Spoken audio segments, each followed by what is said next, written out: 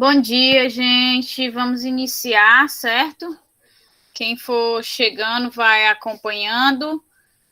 Lembrando mais uma vez que eu continuo com o mesmo problema, então se vocês tiverem alguma dúvida, alguma coisa, falem pelo microfone, certo? Que eu não vou conseguir ficar visualizando o chat.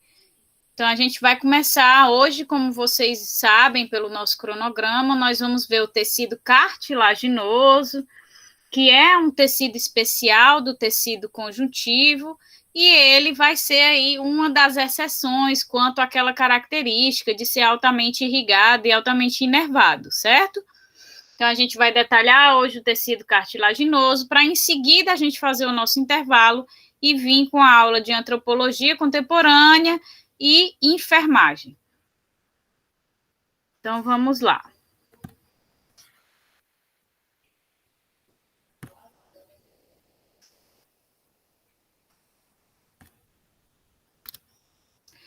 Então, o tecido cartilaginoso, ele tem como características principais que ele é um tecido altamente rígido, né? A gente vai ver que ele tem funções de proteção, de revestimento, principalmente ele protege contra impactos, contra o atrito, né? O desgaste do atrito. Então, um tecido, para que ele confira essa proteção em locais onde o tecido cartilaginoso se coloca no nosso organismo, ele tem que ser um tecido rígido. Só que, ao mesmo tempo em que ele é um tecido rígido, ele também é altamente flexível.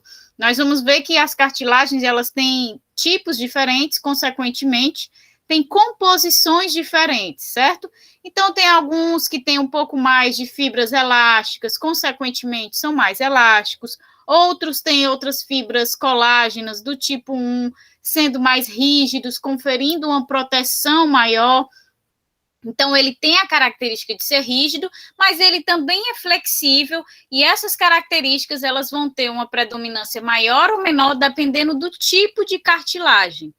Ele é o tecido conjuntivo especial, que é a exceção, né, que nós mencionamos lá na aula de tecido conjuntivo. Ele é o único tecido conjuntivo especial, tecido conjuntivo no geral, né, que não vai ser nem inervado, nem irrigado, ou seja, não vai ter terminações nervosas nele e não vai ter capilares sanguíneos correndo aí por ele, por isso não inervado e avascularizado, certo?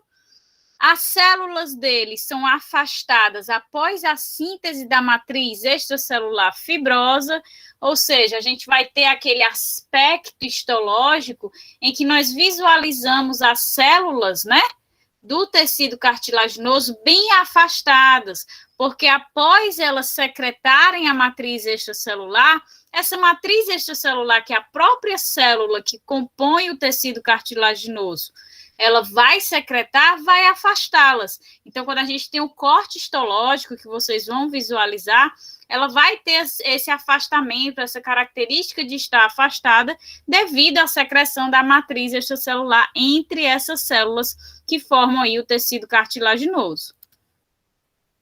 E as suas funções principais, né? Aquelas foram as características, mas as funções principais do tecido cartilaginoso envolvem a sustentação e o suporte de tecidos moles, certo? Então, a gente vai ter aí o papel da cartilagem ajudando na sustentação dos tecidos moles. Nós temos aqui a cartilagem do nariz, das orelhas, que ela ajuda a sustentar e dar suporte a esses tecidos. Nós vamos ter cartilagem no revestimento de muitos dos nossos sistemas anatômicos. Por exemplo, a traqueia, ela tem sua parte muscular, mas ela também é formada por anéis de cartilagem, certo? E esses anéis, eles vão aí dar uma sustentação, um suporte a essa musculatura da nossa traqueia.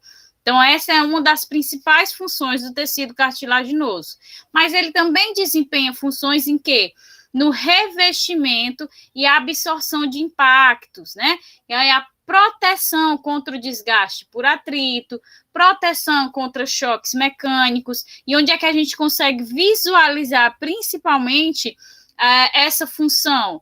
Aí nos ossos, né, nós sabemos que entre cada ossinho, né, entre cada articulação, a gente tem uma certa quantidade de cartilagem. E essa cartilagem, ela fica localizada entre essas articulações dos ossos, justamente para evitar o desgaste do osso, uma vez que todos os movimentos que nós fazemos, eles vão estar gerando aí um encontro entre esses ossos o tempo todo. Se a cartilagem não existisse entre eles, por mais rígido que os nossos ossos sejam, eles iriam se desgastar, né?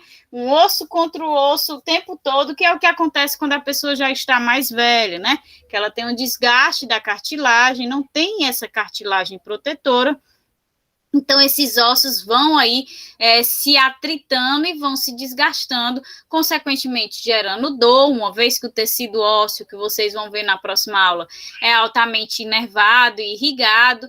Então, a gente tem uma característica de dor, ele pode quebrar mais facilmente, uma vez que aparecem fissuras devido a esse choque, esse atrito entre esses ossos. Então, o papel do tecido cartilaginoso, né, da cartilagem que protege, que reveste ossos e vértebras, é essencial para a proteção de todo o sistema do organismo. Então, a gente vê as cartilagens entre os ossos, como esse exemplo, as cartilagens entre as vértebras.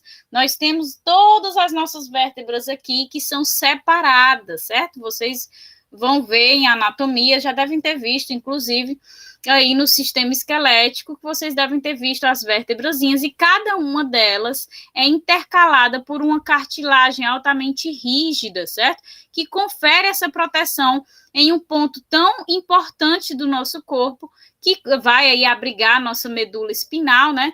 Então, por isso que a gente tem que ter essa proteção tão grande nessa região das vértebras, tendo uma cartilagem mais rígida. Então, ela tem também essa função de revestimento e de absorção de impactos, de evitar desgaste por atrito, choque mecânico. E, por fim, a última função do tecido cartilaginoso vai ser aí a de crescimento. Mas como é que o tecido cartilaginoso atua no crescimento do organismo? Ele vai servir como molde ósseo no processo de ossificação, que nós vamos ver na próxima aula do tecido ósseo. Então, quando vocês viram, acredito que com certeza já viram o sistema esquelético, e vocês viram que a criança, ela nasce aí com em torno de 300 ossos, né? E quando nós nos tornamos adultos, nós vamos ter aí em torno de 206 ossos.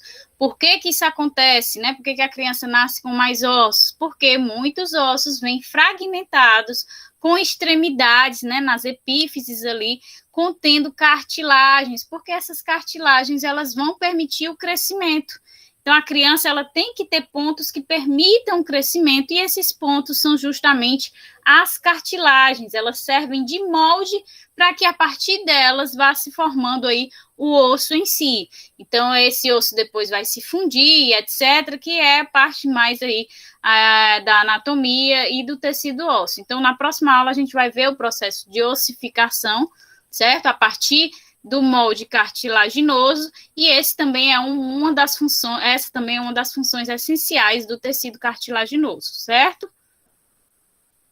E aí, eu mencionei para vocês, né, o aspecto histológico do tecido cartilaginoso, com as suas células bem afastadas pela matriz extracelular. Significa que, mais uma vez, como característica de um tecido conjuntivo, o tecido vai ser caracterizado pelas suas células, né? As células que o compõem, e pela matriz extracelular que é secretada por essas células. A matriz extracelular que é secretada pelo tecido cartilaginoso, ela vai envolver alguns componentes, certo? Nós temos as fibras colágenas do tipo 1, do tipo 2 e do tipo 3, e a elastina. Então, as fibras colágenas são aquelas que são responsáveis pela resistência da cartilagem, né? A capacidade que ela tem de resistir a choques mecânicos, de evitar o desgaste por atrito, é graças à sua característica de rigidez, de resistência, certo? E essa característica é conferida através dessas fibras colágenas que são secretadas.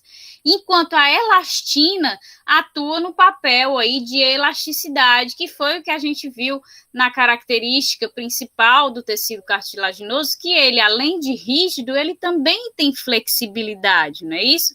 E essa flexibilidade, ela vem decorrente aí da presença da elastina. Então, dentro da matriz extracelular do tecido cartilaginoso, nós temos como predominância essas fibras colágenas e a elastina. Mas nós também temos outros componentes que vão fazer parte dessa matriz extracelular. Nós temos aí a presença de proteoglicanos, certo?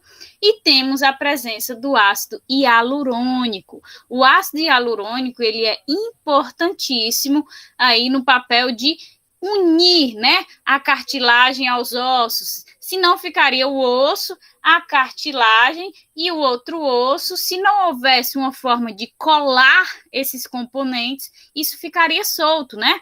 Então, ali ela não faria o seu papel. Se eu tenho um osso, outro osso, e a cartilagem não está presa, então o movimento, né, ele escaparia facilmente, e o seu papel escapando facilmente, eu poderia me chocar, eu poderia haver o choque osso com osso. Então, o papel de evitar o choque mecânico, o choque entre os ossos, não seria tão eficiente como é realizado pela cartilagem, pelo tecido cartilaginoso. Então, o ácido hialurônico presente aí, secretado também dentre os componentes da matriz extracelular, tem esse papel de cola, como ele é capaz de chamar, vamos colocar assim, né? Ele atrai moléculas de água, né? Da mesma forma que os proteoglicanos, certo? As proteínas, eles atraem moléculas de água, e como nós sabemos, acredito que vocês saibam, né? Que toda molécula que é revestida por moléculazinhas de água, a gente diz que é uma molécula que está solvatada, né? É a camada de solvatação, é uma camada de água. Então, essas moléculas, os proteoglicanos e o ácido hialurônico, eles vão atrair essas moléculas de água, e eles estão misturados com as fibras colágenas, com a elastina, certo? Então, eles atraem essas moléculas de água que fazem uma camada de solvatação nessa matriz extracelular, e essa camada de solvatação é que vai gerar aí um aspecto de cola, que consegue gerar uma forte aderência da cartilagem aos ossos ou aos tecidos ao qual ela está revestindo, como o exemplo lá da traqueia que eu dei, certo? Então, essa cola formada graças à solvatação dessas moléculas é que vai garantir que o tecido cartilaginoso ele fique fortemente aderido à sua estrutura de proteção, né, contra choque, contra atrito, ou revestimento e etc. E também vai garantir aí que ele fique preso sem se deslocar, garantindo que ele realize a sua função, ok? Então, a matriz extracelular, ela tem que ter, no tecido cartilaginoso, obviamente, ela tem que ter esses componentes. E quais são as células que formam esse tecido e que são responsáveis por secretar esta matriz extracelular? Então, nós temos aí os condroblastos, certo? E os condrócitos. Pelo que vocês já vêm vendo aí, né, dos tecidos anteriores, obviamente, os condroblastos são as células ativas, né, que estão constantemente secretando a matriz extracelular, e os condrócitos são as células de condroblastos já maduras, já aposentadas, né, assim que a gente fala. Então, esses condrócitos são células pouco ativas, células já velhas, certo? Então, os condroblastos, eles são as células mais ativas, obviamente, células jovens, né, células recentes, que estão secretando, produzindo constantemente matriz extracelular, de forma dinâmica, de forma constante. Então, eles vão secretando a matriz extracelular, secretando, consequentemente, o que vai acontecendo com estes condroblastos? Eles vão se afastando, né? Porque eles estão secretando a matriz de fibras, de proteoglicanos, de ácido hialurônico, que vai afastando uma célula da outra. Então, em determinado momento, quando eles se afastam, né, eles vão se converter aí, vão se tornar células maduras, que são as chamadas condrócitos, certo? Que vão ser as células pouco ativas, né, que são células já velhas, que têm aquele metabolismo basal. Elas continuam sendo células vivas, certo? Eles continuam tendo um metabolismo, mas é um metabolismo basal, e eles vão aí secretar uma molécula ou outra que vá fazer falta ali nessa matriz extracelular do tecido cartilaginoso. Então, o metabolismo ele é bem baixo, mas ele contribui muito para a manutenção da saúde, da dinâmica e estrutura dessa matriz extracelular, certo? Eles vão se acumular em lacunas, vocês vão ver que nos cortes histológicos, esses condrócitos, eles vão se acumular em lacunas, certo? A gente tem a formação de um agrupamento de células do tecido cartilaginoso, aí a matriz extracelular em volta. Aí tem mais um grupamento de uma lacunazinha de células de tecido cartilaginoso e a matriz extracelular em volta.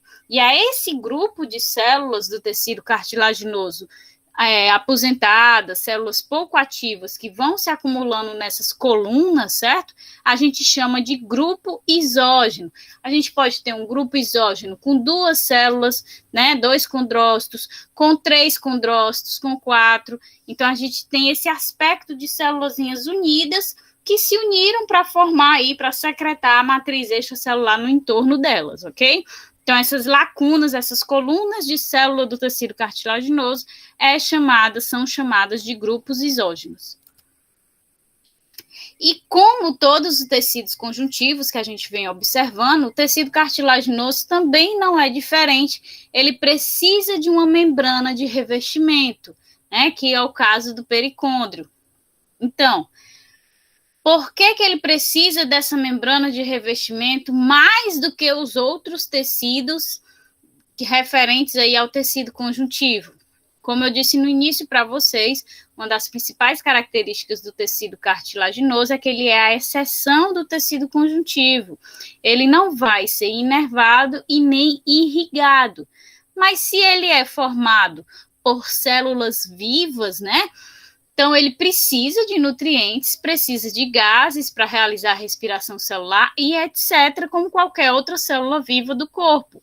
Mas como ele vai obter esses nutrientes, esses gases, se ele não tem irrigação sanguínea, se ele não tem inervação, nada disso que chegue até essas células? Então, por isso que o tecido cartilaginoso precisa definitivamente da presença dessa membrana de tecido conjuntivo, que é o pericôndrio.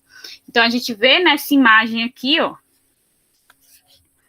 o pericôndrio, que é esse tecido conjuntivo altamente irrigado e inervado, que vai fornecer todos os nutrientes e todos os gases necessários à manutenção das células do tecido cartilaginoso. Então, a gente observa aqui as células desse tecido cartilaginoso, a gente observa aqui ó, o início da formação de um grupo isógeno com 2 células do tecido cartilaginoso. Então, elas começam a se acumular aí na formação dessa cartilagem. Da mesma forma, aqui embaixo a gente visualiza novamente o pericôndrio, porque ele reveste todo o tecido cartilaginoso, certo? Porque tem que ter a fonte de nutrientes e gases por todos os pontos que envolvem esse tecido, para que as células que o compõem continuem trabalhando, continuem realizando o seu processo metabólico, o seu trabalho metabólico. Então, o pericôndrio ele vai atuar fornecendo a inervação e a irrigação do tecido cartilaginoso.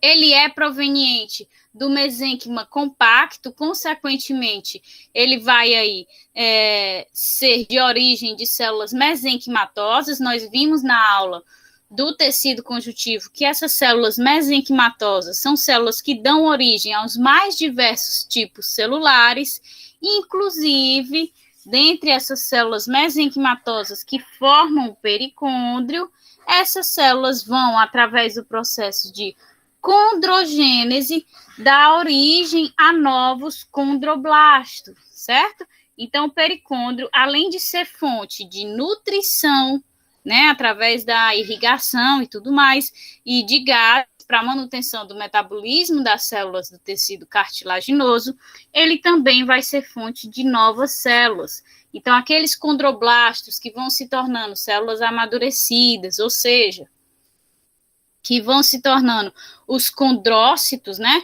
Os condroblastos aposentados. Então, essas células, elas vão sendo renovadas, vão sendo repostas através de células mesenquimatosas que formam o pericôndrio e que podem, através do processo de condrogênese, ser convertidas em novos condroblastos, realizando o crescimento e regeneração desse tecido cartilaginoso. Então, quando a gente tem uma cartilagem, por exemplo, entre dois ossos, né? Vamos colocar aí o fêmur e a tíbia, né? Então, o fêmur e a tíbia estão em constante atrito ali, né? Porque a gente está caminhando, a gente está dançando, a gente está o tempo todo se movimentando, levantando, sentando, etc. Então, está havendo desgaste da cartilagem. Então, essa renovação das células que formam o tecido cartilaginoso, ela não vai acontecer apenas porque essas células vão se tornando maduras e vão sendo convertidas a condrócitos, certo? Também vai acontecendo porque essas células da cartilagem, que está ali aguentando o choque mecânico, o atrito constante entre esses ossos, elas vão sendo o quê? A cartilagem vai diminuindo, né? Porque está ali destruindo a cartilagem. Então, a gente precisa também, além de repor essas células, que ocorra uma regeneração da cartilagem. Então, além de repor células, o pericôndrio, ele também tem um papel de, através dessa reposição de células, regenerar o tecido cartilaginoso. Então, a gente não pode colocar assim, qual a função do pericôndrio?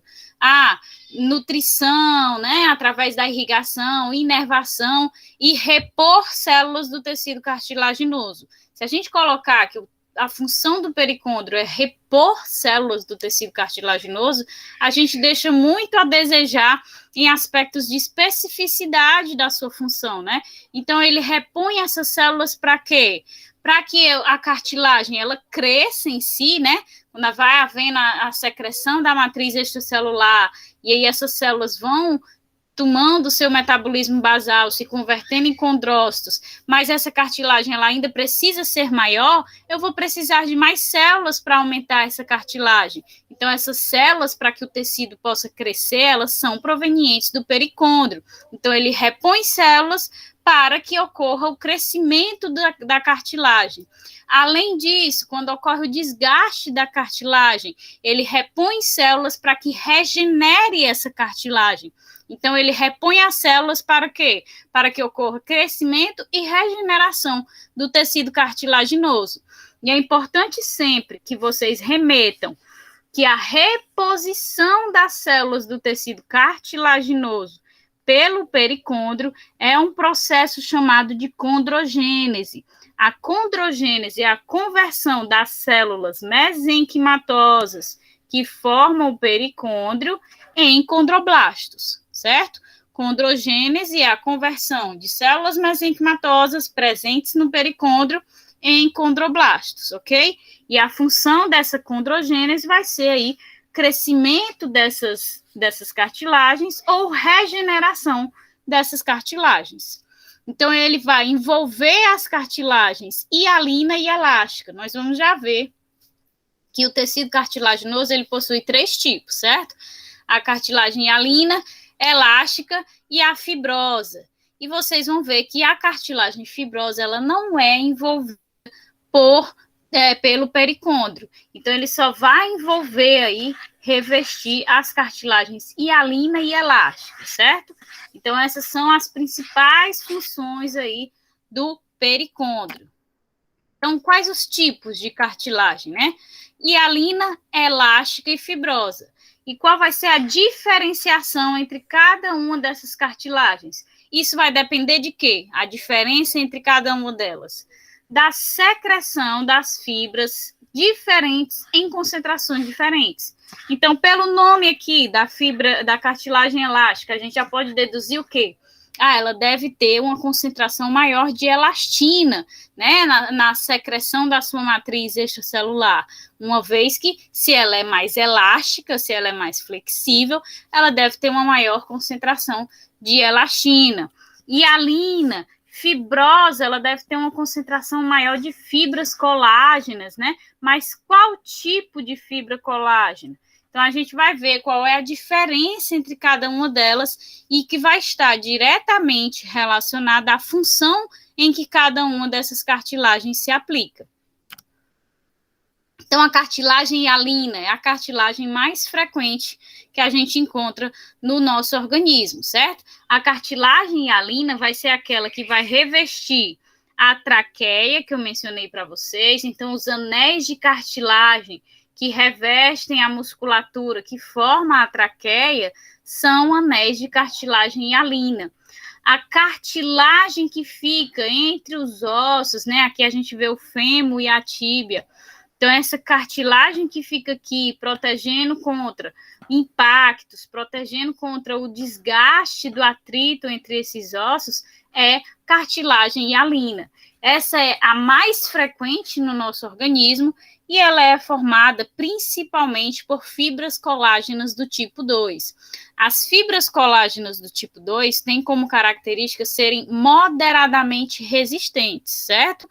Então, elas têm a capacidade de ter uma rigidez, mas não uma rigidez extrema, certo? Que não permita que ela seja justamente maleável para suportar aí as funções em diferentes locais do nosso organismo. É ela quem vai fazer parte do processo de ossificação. Não mencionei para vocês lá no início que uma das funções do tecido cartilaginoso é o crescimento, através de quê? Porque a cartilagem ela serve como molde, né, dos ossos. Quando a criança nasce, ela nasce com várias partes formadas de cartilagem para permitir aí o crescimento. E eu falei para vocês que esse processo de crescimento ósseo, através de um molde cartilaginoso, é chamado de ossificação, que nós vamos ver em detalhe na próxima aula. Então, a ossificação, através do molde cartilaginoso, ela vai ser aí um molde cartilaginoso do tipo de cartilagem hialina, certo? Então, é a hialina que está relacionada ao crescimento dos ossos, o processo de ossificação em si, ou seja, a formação do esqueleto do embrião, do feto, né, do bebê na barriga ainda, e também os moldes de cartilagem que o bebê nasce e vai crescendo ao longo aí da vida. Ela vai ser chamada aí de condronectina quando vai unir a cartilagem mais o pericôndrio, certo? Então, tem esse nome específico da cartilagem hialina mais o pericôndrio, que reveste para dar nutrição, né, renovação das células e etc. E o ácido hialurônico também está presente na cartilagem hialina, fazendo papel aí de cola, né, que vai unir essa cartilagem aos ossos, evitando que ocorra o processo que eu mencionei, né, de escorregar, né, se não fosse preso, se não houvesse essa cola acarretada pela presença do ácido hialurônico e também pelos proteoglicanos, a gente já poderia ocorrer o deslize e aí os ossos acabarem se chocando, fazendo com que o desgaste ocorresse de forma mais acelerada. E essa colinha, especificamente formada pela hialina, né, no caso da cartilagem hialina, ela é chamada de líquido sinovial. Ah, professora, mas não é cola, cola não é algo viscoso, né, que a gente tem esse aspecto viscoso, mas lembrem-se que essa cola a que eu estou me referindo é o quê? É uma camada de solvatação, não é isso? É as moléculas de ácido hialurônico que atraem partículas de água que formam uma camada de solvatação. Então, essa camada de solvatação é que forma aí essa cola, por isso que é um líquido sinovial que está presente aonde também? Aí, revestindo a medula espinal, né? Também está revestindo aí, está presente no nosso sistema nervoso, ajudando a manter a estabilidade, a maleabilidade dessas cartilagens, certo? Então, essa cola pode ser chamada de líquido por isso, porque ela vai atrair as partículas de água, formando a camada de solvatação, que é nada mais, nada menos que uma estruturação líquida, né? Então, por isso que a gente pode chamar de líquido. Então, a hialina, ela tem como característica principal, só lembrando, a presença de fibras colágenas do tipo 2, o que confere a ela características moderadamente resistentes, certo? Ao contrário aqui do que a gente vê na cartilagem do tipo elástica. A cartilagem elástica, ela é altamente flexível, como o próprio nome já diz. E qual vai ser a diferença dela em composição de matriz extracelular relacionada aí à cartilagem hialina? A cartilagem elástica, ela vai ter uma secreção muito maior na sua matriz extracelular de fibras elásticas, ou seja, da elastina, né? E pouca de colágeno do tipo 2. Por quê? Porque o colágeno do tipo 2, ele confere uma resistência moderada. Se eu tivesse uma concentração muito maior de colágeno do tipo 2 na minha matriz extracelular, eu teria aí uma cartilagem hialina e não elástica. Então, a proporção de composição de fibras elásticas e de fibras colágeno do tipo 2 na cartilagem elástica é de uma maior proporção de fibras elásticas, ou seja, da elastina, que aí vai conferir, de fato, a sua característica de elasticidade. E onde é que a gente identifica essa cartilagem que tem esse aspecto? Esse aspecto não, porque de fato ela é mais elástica, certo? Então a gente identifica aqui nas nossas orelhas, né? Então aqui na cartilagem da orelha a gente identifica a cartilagem elástica, do nariz também, que tem a cartilagem elástica, e aonde mais dentro do organismo que a gente visualiza? Nós temos aqui a glote e a epiglote, também são formadas por cartilagem do tipo elástico. Então, são locais em que nós sabemos que na formação dessa parte de tecido cartilaginoso, nós tivemos na secreção da matriz extracelular mais secreção de fibras elásticas e um pouco de secreção de fibras colágenas do tipo 2. Ah, professora, significa que não tem presença de proteoglicanos? Significa que não tem presença de ácido hialurônico? Não. Eu não estou mencionando isso, certo? Como a gente viu como característica geral da matriz extracelular do tecido cartilaginoso, nós temos a presença de fibras colágenos do tipo 1, 2 e 3, temos a presença de elastina, temos a presença de proteoglicanos e temos a presença do ácido hialurônico, certo? Nós temos a presença de todas essas moléculas, mas em cada tipo de cartilagem nós vamos ter a presença, a secreção em maior quantidade de moléculas específicas. No caso da hialina, nós vimos que a predominância da secreção de moléculas é de fibras colágenos do tipo 2, né? E também do ácido hialurônico. Enquanto aqui na cartilagem elástica, a gente vê que a predominância da secreção das moléculas é de fibras elásticas, ou seja, da elastina, e de um pouco de colágeno do tipo 2, certo? E por fim, para a gente finalizar o tecido cartilaginoso, o seu último tipo de cartilagem, nós temos aí a cartilagem fibrosa, certo? Que é a mais rígida, que ela é altamente resistente. Ela vai ter a função aí de proteger contra choques mecânicos e contra o desgaste de atrito, da mesma forma que nos ossos, né? Ah, professora, então por que entre os ossos, como a gente viu no exemplo anterior, a gente não tem a presença dessa cartilagem, né? Porque ela é rígida, ela possui pouquíssima elastina, praticamente a elastina é inexistente na secreção da matriz extracelular da cartilagem fibrosa. Então, ela não tem flexibilidade, ela não tem maleabilidade alguma. querendo ou não, no processo de locomoção entre os nossos ossos, né, que a gente realiza, a gente precisa de flexibilidade, de maleabilidade entre esses movimentos. Então, se essa cartilagem fosse altamente rígida, como é a característica da cartilagem fibrosa, esses movimentos ficariam prejudicados, certo? Então, ela existe mesmo com um papel de proteção.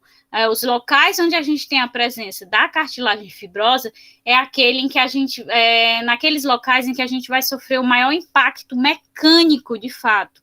Então, ela tem um papel de proteção em si, e não de evitar o desgaste, né, de evitar o atrito e etc. O papel dela é mesmo de proteção contra impactos, contra choques.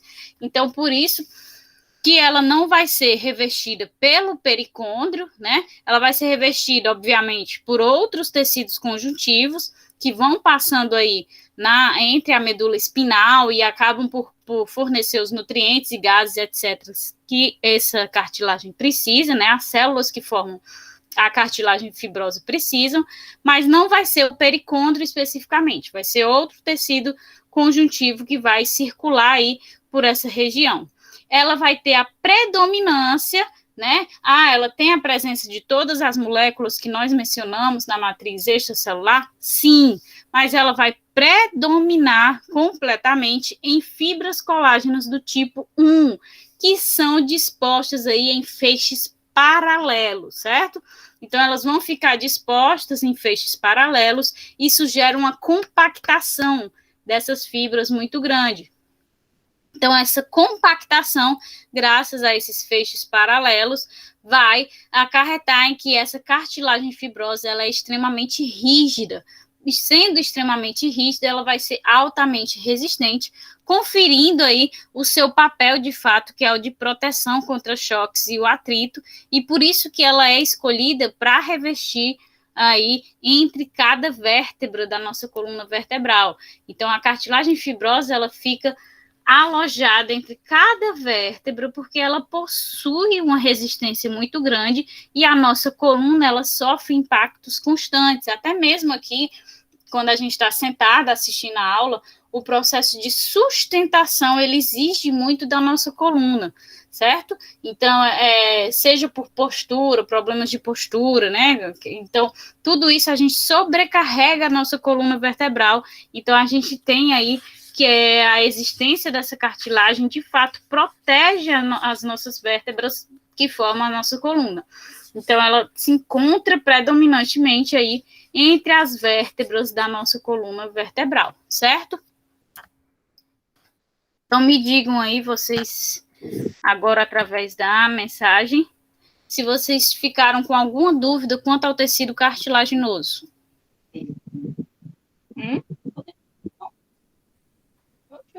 Eu não vejo massa. Ele pode estar de massa. Não? Certo. Me digam quanto tempo de intervalo vocês querem. Edna, teu microfone tá ligado.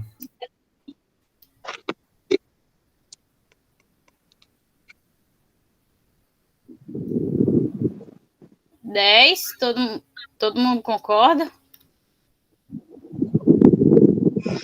Não, que não estou entendendo. Sim, é verdade. Antes da gente finalizar isso, hoje eu vou mandar para vocês, certo, como vai funcionar o trabalho da V1, mas eu vou querer aplicações dos tecidos que vocês já viram na enfermagem, né? Então, eu quero que vocês consigam correlacionar os conteúdos que vocês viram nas aulas com a enfermagem. Onde é que vocês identificam o processo de queimadura que atingiu a derme. A derme é um tipo de tecido conjuntivo frouxo, né? Atingiu a camada papilar da derme, que é o tecido conjuntivo frouxo. Não, chegou a atingir a camada reticular, que já vai ser o tecido propriamente dito denso, não modelado. Então, tudo isso eu quero que vocês consigam relacionar cada tipo de tecido que vocês viram até aqui com a enfermagem, utilizar algum caso, entendeu? Algum caso, quer dizer, algum caso não, né? Vários casos para correlacionar com os tecidos. Qual é a importância de que vocês compreendam cada tecido separadamente? Então, porque quando ocorre um tipo de acidente tal, eu tenho que saber que vai atingir o tecido tal, quais são as características desse tecido, ele se regenera facilmente, ele tem algum tecido de regeneração, etc, e etc. Então, é isso que eu quero que vocês consigam correlacionar e eu vou mandar para vocês os detalhezinhos numa folha e vocês me enviam um trabalho, certo? Aí já é para a próxima semana. Prefiro do que fazer prova. É escrito. Escrito não, né? Digitado. É individual. Individual. Certo? Pronto. Aí eu vou mandar os detalhes, mínimo de páginas, não sei o que, explicar melhor, tudinho no grupo e mando também pelo Classroom, certo? E aí vocês têm uma semana para me enviar, ok? Então, vai ser 10 minutos mesmo, nem vi se vocês disseram que era 10 minutos ou não. Tá, beleza. Então, até já já, 8h22.